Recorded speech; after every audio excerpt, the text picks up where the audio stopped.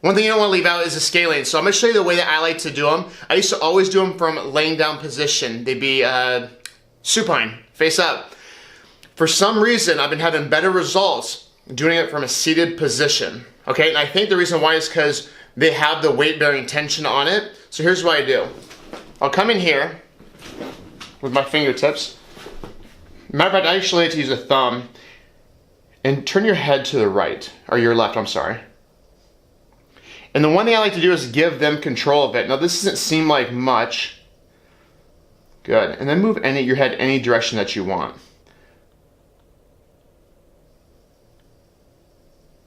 Is that tender in through there on you? A little bit. A little bit? Not bad though. Okay. Now what you can't see is I'm slowly, like a caterpillar, moving my fingertips left and right, scanning for the tissue that I want to bias. There we go, now I'm starting to get there. And I'll also teach them how to do this. But again, if you want to resolve people's neck pain, do not forget about the anterior side of the neck. Good. Hold right there. You can have them hold at any point you want them to stop. Go that way, to your left. Tilt your head back. And so I'm slowly deciding where I want to load the tension of this muscle group. Awesome. Come back to center. Now, Jordan, take your fingertips and put them just in here, so 2 fingers, go ahead, and find and replicate that work. So what I want him to do is he's pushing straight back. I want him pushing a little more, coming in on the collarbone and coming down a little bit, almost like you're hooking your fingertips down and in. Go ahead and do that. There we go. Now move your neck side to side. And this is how you teach them to do the work themselves. We got to make people self-reliant and involved in their care if they're going to get any better. Otherwise, they're just going to have to be married to you and see you every day. And I don't know about you, I like to get people self-reliant and get them results and get them back to what they're doing. And in Jordan's case, it's getting him back on the jiu-jitsu mat. Good. Now let's go over some SCM work. So your SCM, turn your head to your left. Let's see.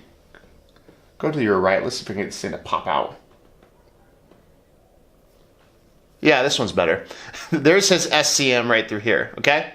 So to get some deeper work through there, face forward. Now this one I definitely like to do laying down. I'm just more or less showing him how to do it. But I will pinch in and then go side to side. But my grip's different because I'm facing Jordan. So then I'll show him how to do it. Jordan, grab it. Grab your neck. Grab it like this.